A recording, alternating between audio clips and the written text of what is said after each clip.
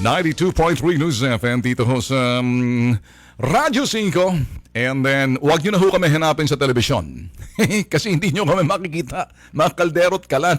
Kung ano man yung mga tools. Alaho kami roon. Marami nagtataka. Bakit wala ka?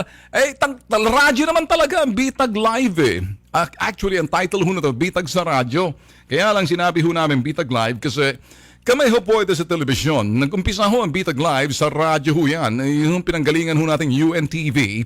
And then pumunta ho tayo rito. Nalipan lang ho natin sa radyo. Ngayon, linawin ho natin yan. Ano? Okay, so sa mga nag-aabang ho sa atin mamayang gabi, siguraduhin ho natin. Huwag niyong kaligtaan. 7:30 to 8 Bitag Live Prime Time. Sa BMUI Studio sa Timog ho namin. Sa Timog office ho namin. Okay? Follow us on Twitter at Bitag Ben Tulfo. Ganun din ho sa aming Facebook. Kumusta ho kayo? Lunes ho ngayon, 27 ho ng Hunyo.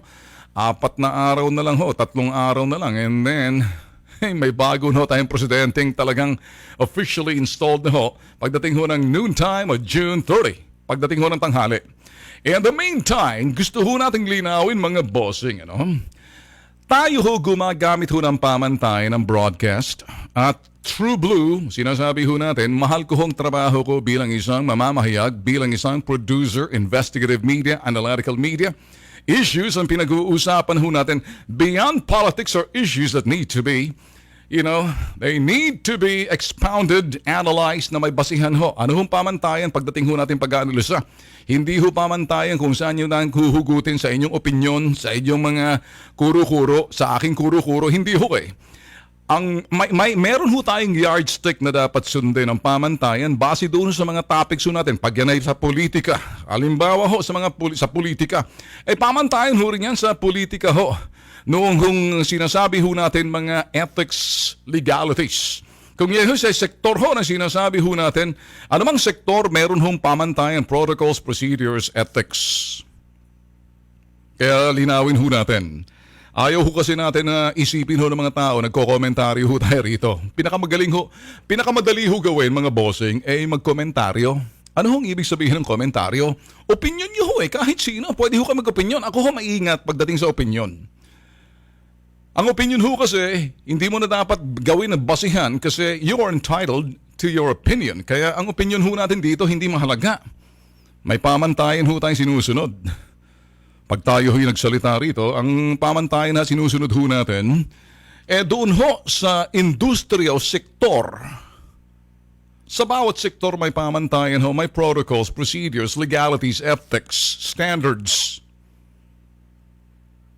Let alone sa sinasabi ho natin yung acceptability, integrity, respect, as well as credibility na kung paano mo makamtan yun ay base doon sa ginagawa mo, hindi doon sa mga pinagsasabi mo. Okay? Maging malinaw ho tayo. Una sa lahat, si Ben Tulfo, wala ho talagang, nung araw pa ho, naglaro ho sa isipan ho natin. Bakit ho nagsasalita na to? Na tumakbo hong pagkasenador. But then again, salamat ho sa aking kaibigan si Cito Beltran na sinabi sa akin, Ben, wag mo nang pag-aksayahan yan. Kasi meron ho ta financer that time na talagang sabi, bubuhusan kita, Ben, kilala ho natin. At the same time, dahil marami hong kumontat, nakita ko rin, para kinga, ang ganda ng trabaho mo rin. Baka pag nanalo ka, magbibilang ka ng butigiron sa Senado. Hindi lang dyan. Baka hamurin mo na suntukan ng isa-isa pag hindi ka nagkasundo. Biro lang mga bossing. Salamat naman. At naliwanagan po tayo ng poong may kapal. Ang trabaho ko'y mas mahal ko ho nga ginagawa ko kaysa doon. Wala ho kong ambisyon na tatanggap ho ng posisyon kahit alokin pa sa akin. Sinabi ho natin, hindi ho ako tatanggap ng anumang posisyon sa gobyerno. Let alone sa Duterte cabinet or let alone sa Duterte's administration na hindi ho ako directly or indirectly ay involved dyan. Alright? Kung ako nagsasalita, panahon pa ho ni Pinoy, nagsasalita na ho tayo, panahon ni Gloria, dito ho tayo. Kasi yan hong trabaho namin. Analytical media. Sabi nga ho ni Pinoy mga bossing sa kanyang talumpati sa Ateneo, sabi niya sa mga newly graduate, and I quote and I believe what he's saying, but the problem really is he's saying it and I don't really know whether he's doing it or he just says it. He just talk but doesn't walk the talk. Okay, magkaiba ho yun.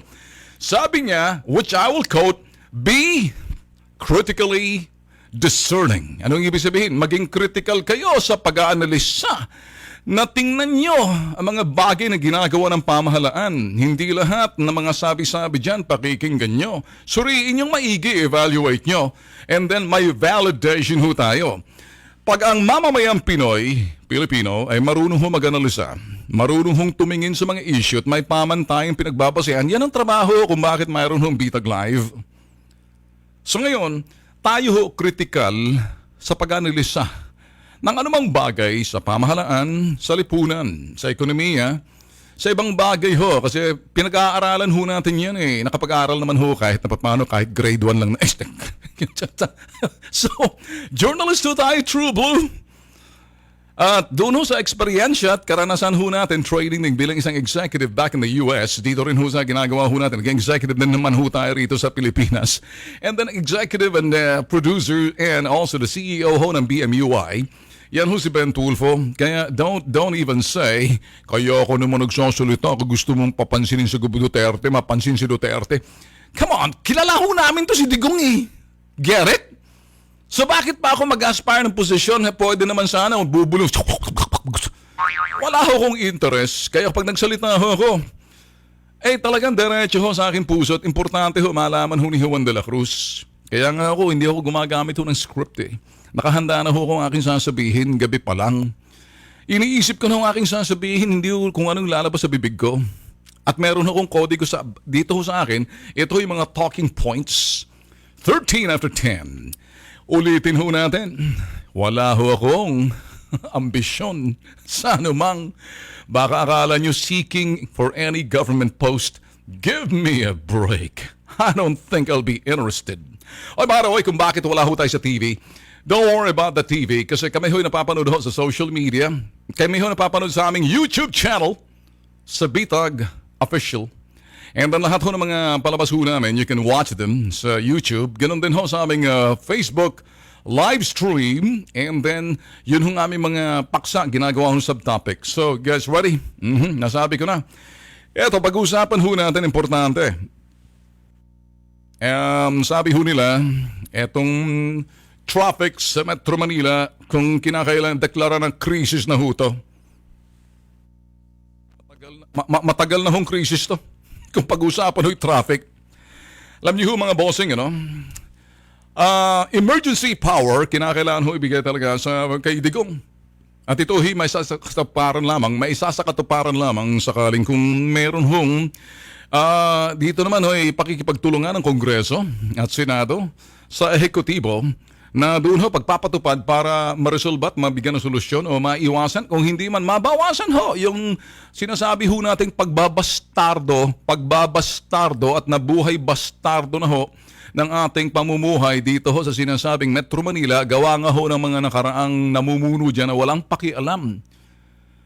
Sabi niya, you must be critically discerning. Kaya lang, yung nagsasalita, hindi naman critically discerning, hindi niya malaman kung ano yung pambabastardo sa buhay ng mga Pinoy, tulad ng sinasabing kabuysit-buysit ng mga magsasaka, kabuysit-buysit ng mga nasa Yolanda, kabuysit-buysit ng mga pamilyang namatay sa SAF, at kabuysit-buysit ng mga, sabihin na ho natin, traffic sa Metro Manila.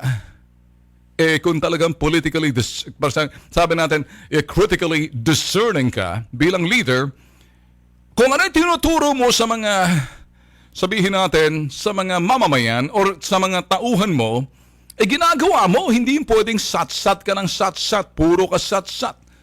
Be critically discerning. You just cannot just simply accept what is opinion given to you in the media or anybody else. Look who's talking. Anong mali ho roon? Tama ho yun, be critically discerning. Maging critical sa iyong pag-analisa at pagtanaw ho, paghihimay ng mga issue kung yan ay nauukol ho sa pamumuno, pangangasiwa ng pamahalaan at yung mga leaders ho natin kung paano ginagampanan ng trabaho dahil sila ay hinalal natin. Linawin ho natin yan.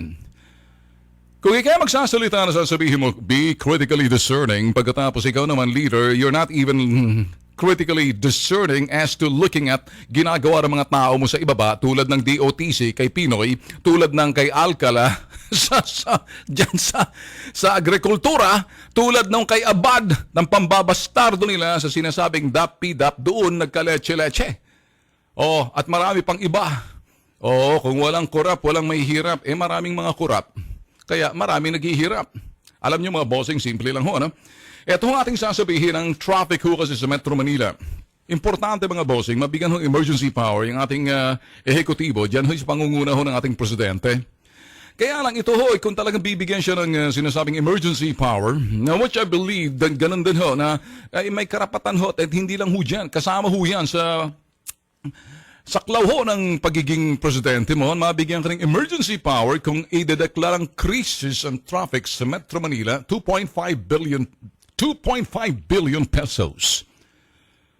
Ang nawawala ho araw-araw kapag hindi ho nalutas, kapag hindi ho nabawasan ang traffic ho sa Metro Manila.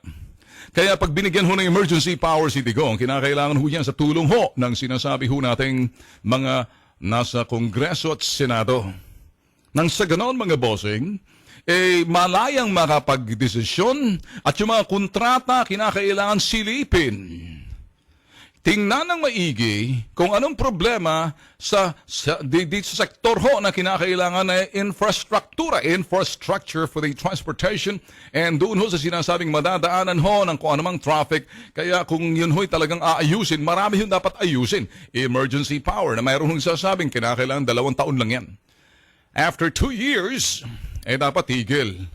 So in 24 months, dapat meron hong sinasabing emergency power ang Pangulo. Sa pamamagitan ho, pagpapatupad ho ng power ng traffic na yan, lakas ho, tiwala, kumpiyansa, at kaalaman ho ng kung sinong uupo ho ng Department of Transportation, na wala ng communication, Department of Transportation, yung infrastructure ang dadaanan ho ng kung ano man infrastructure, this case, mass transit, at yun ho, pagpapaluwag ng mga kalsada. Naturalmente, mga bossing, kung traffic ang pag-uusapan. Yung mga kalsada ho natin, dekada 70 pa ho yan Hindi lang dekada 70, dekada 80 pa tayo yan. Ano na ho tayo ngayon? 2016. Dumami na hong sasakyan. Milyones na hong sinasabi ho nating populasyon ng Pilipinas kung mahal. Iba na ho ang takbo ng panahon, kaya ang mga kalye at yung infrastruktura ngayon na ginawa ng infrastruktura ng dekada 80, iba na ho ngayon, dekada 70, naturalmente may pagkaroon ng pagbabago or upgrading of the infrastructure, and pagluwag ho ng mga kalyeng dadaanan ho ng nito ho yung mga sasakyan na para ho tayo hindi nagkakawindang-windang na parang parking lot ho ng Metro Manila. Kaya emergency power mga bossing, mahalaga ho yan para yan may solusyonan. Kung sabat, may mga nagsasabing, abay, kami nasa Kongreso, trabaho namin ang fiscalizing. Trabaho namin talagang sinasabing check and balance. Yeah, you can go ahead and do that. Kaya lang pagdating ho sa sinasabing solusyon para sa krisis, bibigyan ng free hand. Of course, may gabay ho dyan ang sinasabing Korte Suprema at hukuman sa mga bagay ho na desisyon, partikular ho sa pagtingin ho sa mga kontratang nagkawindang-windang, doon ho sa mga dating umupong mga kapalmoks talaga, mga dilaw na kapareho ni Abaya at yung kanyang among magaling magsalita, sat-sat ng sat-sat, hindi siguro alam mga pinagsasabi. Ang galing mag-advise, pero look at this guy. Well, sometimes I'm confused kay Pinoy. I mean, I have no love lost for Pinoy, but I'm saying, you know, after 6 years, ano ba ang naipamalas mo? Puro malas. Wala ka na pamalas. Puro malas. Puro buisit sa buhay ng Pinoy. Kaya ngayon, eto ho, salamat sa social media, salamat na yung mga tao na naging critically discerning, naging critical ho sa paghihimay-himay ng issue at nakakaintindi. Salamat sa social media. At sa social media, address ho natin yan ang mga tao talagang maging aktibo. Pagpartisipa sa mga issue, sa solusyon, para nang sa ganun ang boses ninyo marinig. Kapag ang mga tao tatahimik lamang, akala nito mga namumuno, wala kayong pakialam, kaya sige lang sila, nagkakawindang-windang tuloy. Kaya nga ho may bitag live para hikayatin ho kayo to be politically, critically discerning. politically, critically discerning beyond politics or issues na dapat hinihimay-himay. Paghihimay ho ng issue, dapat may ginagamit ho tayong panukat or yardstick. Kung ano yung tama, kaya hindi ho tayo pwede magkomentaryo. Malinaw ho yan. So pag ang korte ho, nandyan sinasabi, kinakailangan may due process sa pagbibigay ng sinasabing emergency power sa Pangulo. Yung emergency power na yan, tingnan ang mga kontrata na hindi. Sinasabing kinakansela na lang. Bagay na pag hindi mo kinansela yan, buisit na nga, hindi nga magawa-gawa dahil saksakan ng katiwalian, ng kapabayaan. Titingnan mo bang karapatan ng mga ganid at sakim? If there's really something wrong na sinasabi ho natin, yung kontrata na yan, masyadong pumapabor sa ilang individual, hindi sa kabuoang sektor ng lipunan. Hindi ho level yung playing field. It's more favoring the few. Cronyism ang tawag ho yan. Mga crony kasi. Get it? So now, what are we talking here?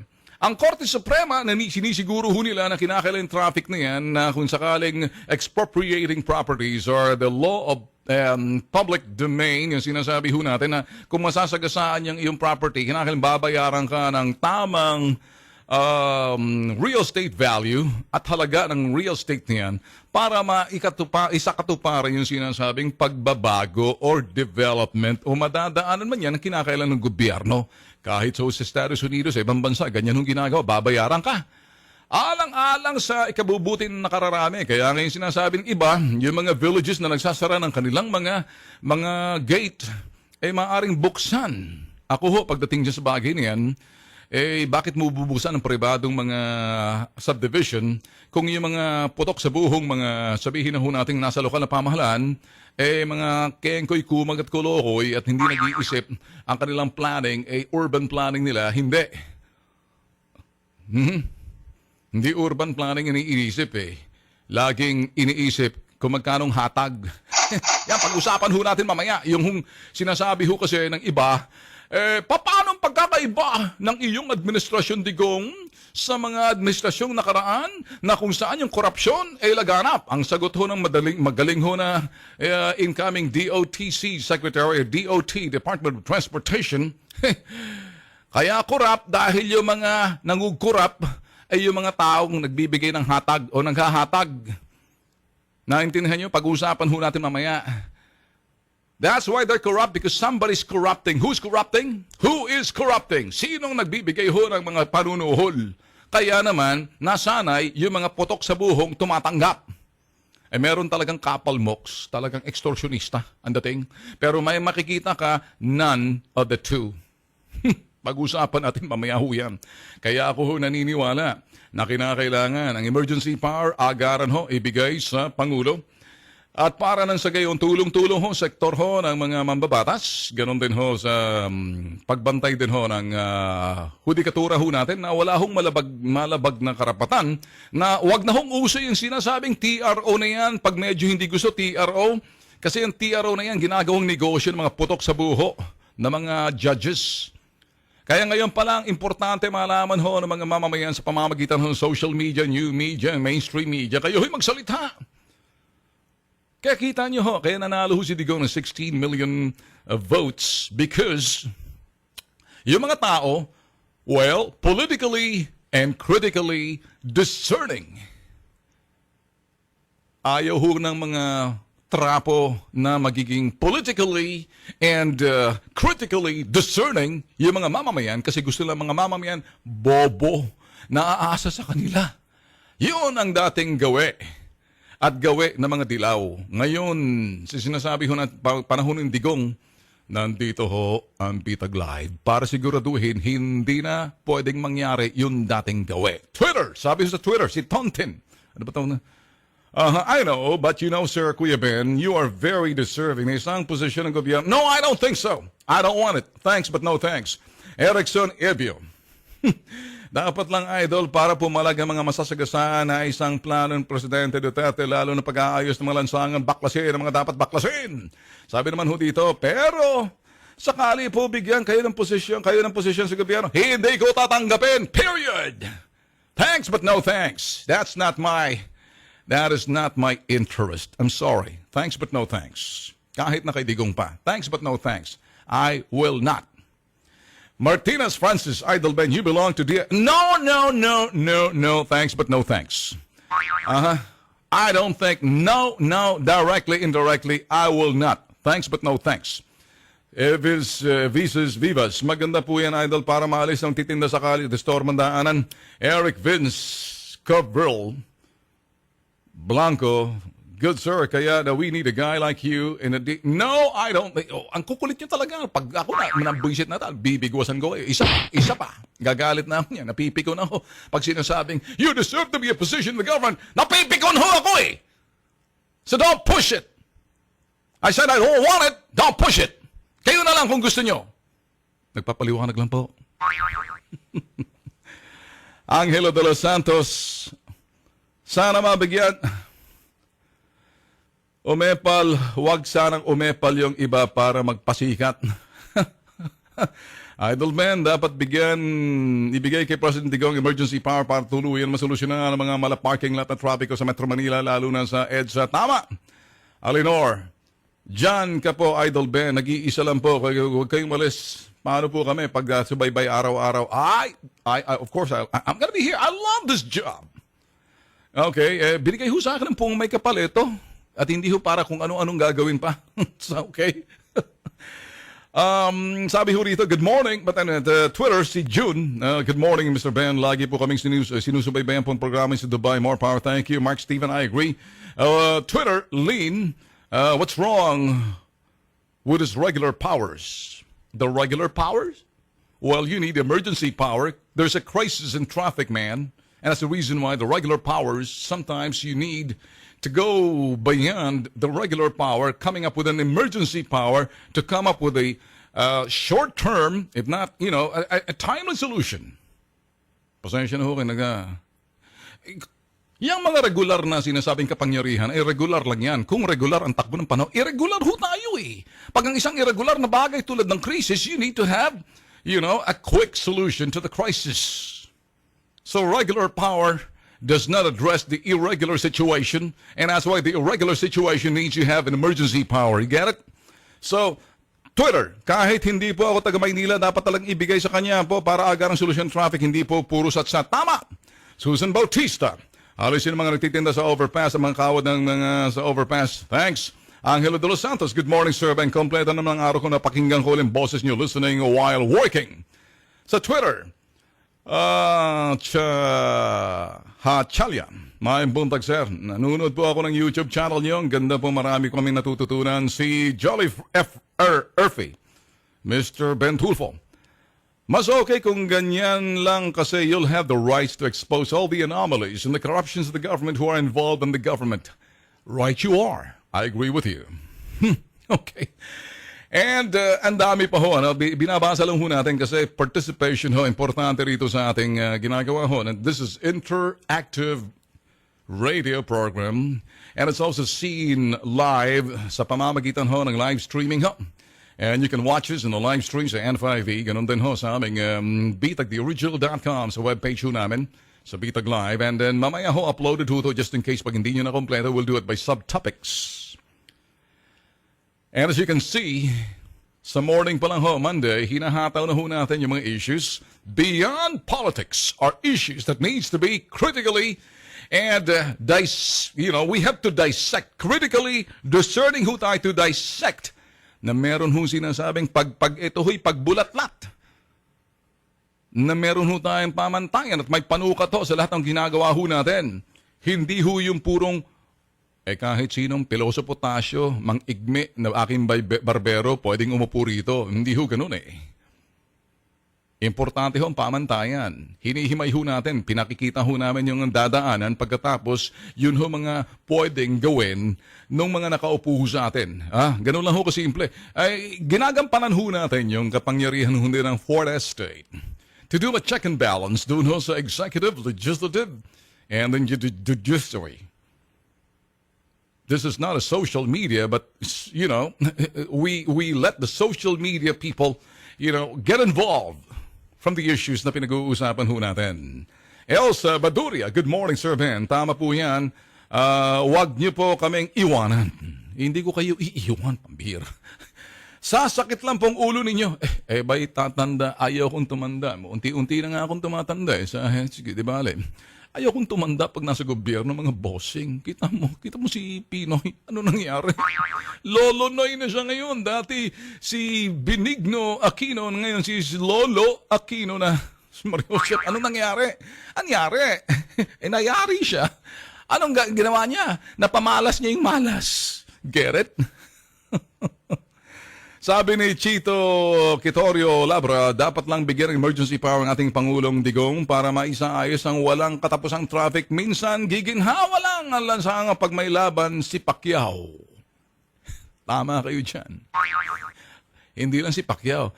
Biyernes Santo. Pag nasa Manila, nasa labas sa probinsya, ang mga tao. Babalik ko kami. Stand by. Sabi sa Twitter, nagsimula na din po ang panahon na si Mar Rojas bilang DOT Secretary dahil sa kapabayaan nito, pangangailangan ng MRT. Sabi big yes. Sabi, dapat ibigay kay President Duterte yung emergency power sa Twitter. Sa palagay ko, dapat lang. The going gets tough, the tough gets going. And then sa Twitter, Maria, yes, he needs all the powers to implement the rules. I'm into it. And he also needs cooperation from the public. Twitter, 100%. Dapat talagang bigyan ng emergency power si President Digong para maayos ang mga traffic dito sa Metro Manila. Sa J. Dina Hayden, yes! Agreed po ako dyan. Mas maganda po yung walang masabi na may pinapanigan. Keep it the good works. Mabuhay po kayo. The going gets tough. The tough gets going. Si Tara, when the going gets tough, the going gets going. How's it going? It's going. Dito kay Bitag. How about that for a tagline? Yeah, the going gets tough, the going gets going, and Bitag gets rolling. Just keep on tugging. Keep on tracking. Para tayong disc jockey nito Easy, tapos na ho tayo riyan. Si Andy, good morning, Sir Ben. Hindi lang emergency powers ang kailangan dito, kundi disiplina ang lahat ng namamaneho. Tama! Yes, you are. The going gets tough, the tough gets going. And then the going gets tough, the tough gets going, and it's all going. Just keep on tracking. Wow, man. Ano ba to? Twitter, Jeff. Dapat po talaga emergency power kay Digong. Yeah. And then, good morning, Sir Ben.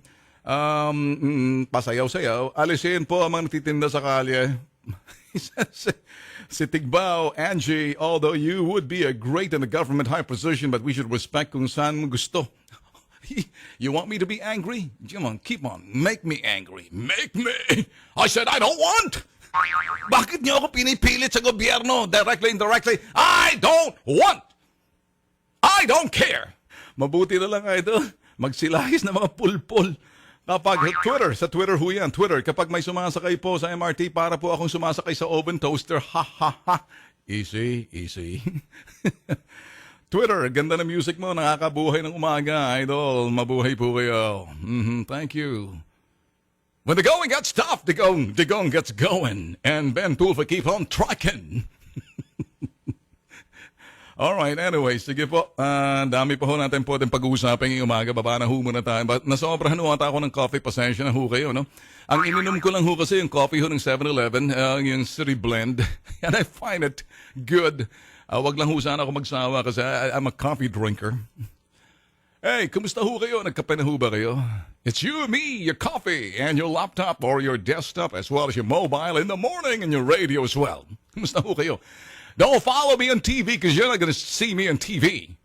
Wala ho ako sa Action TV. You can see me only live stream sa aming bitagtheoriginal.com. Click Bitag Live or N5E.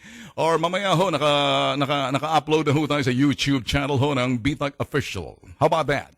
And then, pagdating ho sa prime time, 7:30 to 8 in the evening, sa aming headquarters sa BMUI Studio. It's BMUI, Bitag Media Unlimited Incorporated. Sa studio ho namin, Prime time, Bitag Live, mamayang gabi. Iba ho yun sa gabi.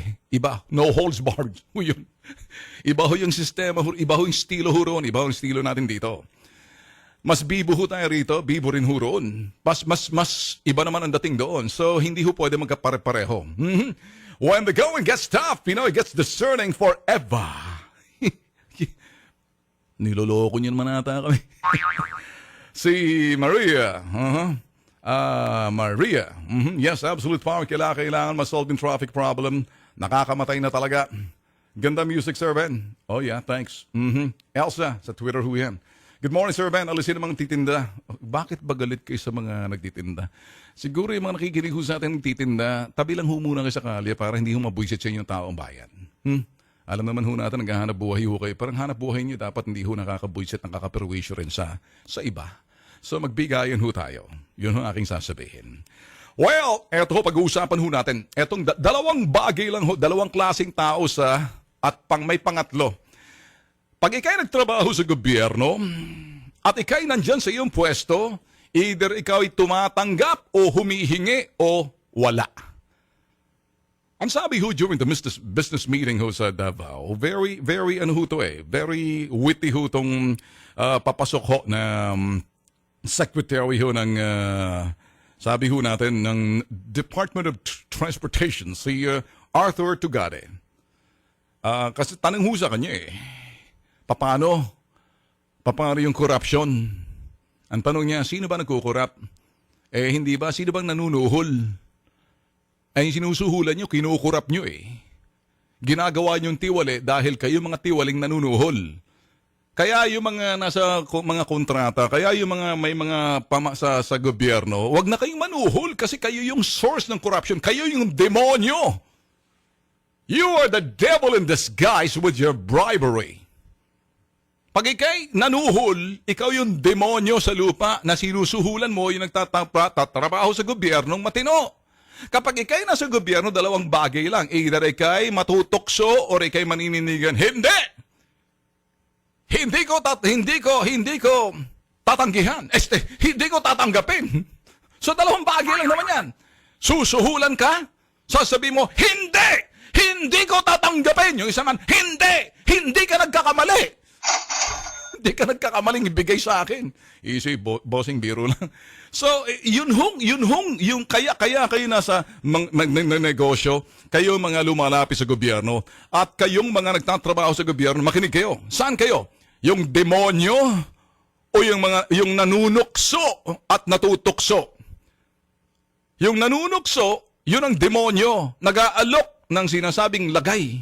At yung natutokso, yun hong tumatanggap. Pero wala doon sa kategoryang natutokso at nanunukso. Yung isa, siya nang naging demonyo. Pahingi. Kung hindi mo ako bibigyan, pahihirapan kita. Ay mga putok sa buho kayo. Meron naman dyan, di bali ako magdildil ng asin. Marangal ako. Lahat na aking ginagawa ay respetable. Katanggap-tanggap. Ipinangangalagaan ko yung integridad ko. At dahil dyan, may kredibilidad ako magsalita. At dahil dyan, lapit ako sa Poong May Kapal.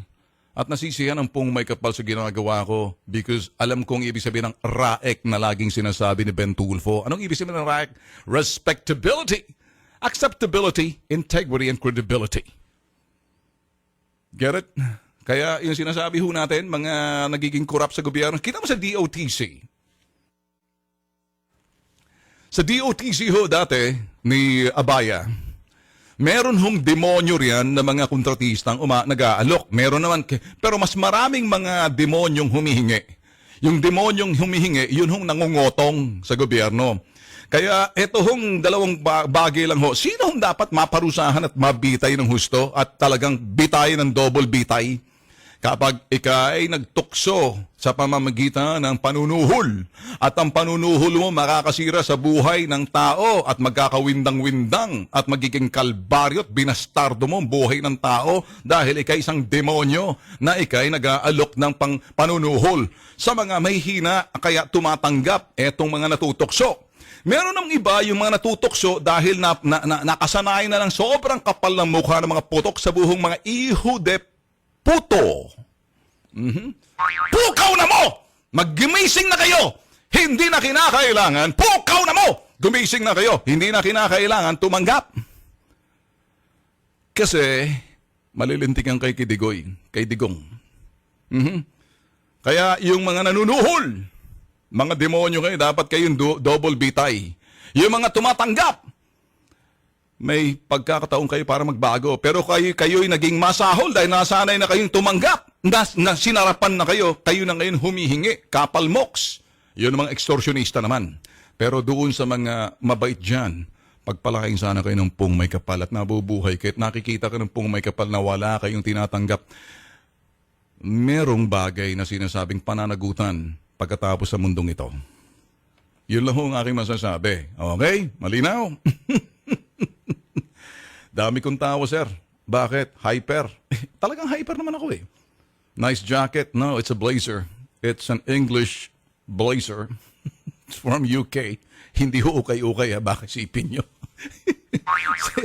Nasisilip niyo ba to sa radyo na? Oo, okay. Live stream. Music nyo sa umaga. Tama po dyan. Emergency powers battling you to ease the pain. Lalo-lalo na sa EDSA. Ginaganahan ka. See, that's what happened pag medyo kay DJ, kaya mong pataasin yung level ho ng mga sinasabing mga sa Lunes. Ang hirap po kasi marami ho sa atin pag Lunes, ang baba talagang yung baba humahaba, sumasayad ho sa lupa. kasi nagkaroon ho tayo ng sinasabing weekend hangovers. Kaya tinatanggal ho natin yung weekend hangovers by being the going gets tough and taking care of business. All right. Sabi ho ni Digong, stop! It must stop! Or else. Alam niyo, when the going gets tough, the tough gets going. When the going gets rough, you're gonna get it. I say stop. Hindi ako si Digong. Kinagaya ko lang. Ito, bossing, pag-usapan ho natin. Seryoso ho ito, ano? Alam nyo, bossing, mga bossing, intindihin nyo to. Kung ikay isang advocate, or isang crusader, ang tawag sa iyo, advocates or crusader, sa namang krusada or advokasya ang iyong ipinaglalaban, kasi yun hong kinakailan may sa katuparan mo, yung advokasya mo at krusada mo. Kuminsan ang advokasya mo, hindi tutugma doon sa takbo ng sinasabing gumagawa ng mga polisiya sa pamahalaan, kaya isinusulong mo yan na maaaring hindi nasisilip ng pamahalaan, kaya pagduduldulan mo yan sa ngalan ho ng sinasabing kapakanan ng nakararami sa lipunan. Kaya yung mga advokasya at mga crusader, ako ho'y naniniwala at saludo ho sa inyo. Isa ho sa mga sa media ho ang crusader advocates. Ako ho, isa yan. Kami ho sa Bitag. Ang trabaho ho namin, we want people to be politically issue-oriented, critically discerning. Borrowing the word from Pinoy. Kaya kami ho talagang critical when it comes to analyzing. Para yung tao masanay sa pagiging critical analysis. And then, analogy, paghahambing. At para yun hong may sa katuparan at pwedeng sabihin sa mga nangangasiwa, para yung mga nangangasiwa nakikita ho nila na, nga pala, pag ang tao talagang politically discerned, critically discerned, so tumitino ho yung mga nangangasiwa dahil alam nila kung anong kahilingan, alam nila yung mga wants, desire, the likes, and the dislikes ng mga tao. Kaya ka nandyan, pinaninilbihan mo yung taong bayan eh. Kaya alam ni Digong yan eh.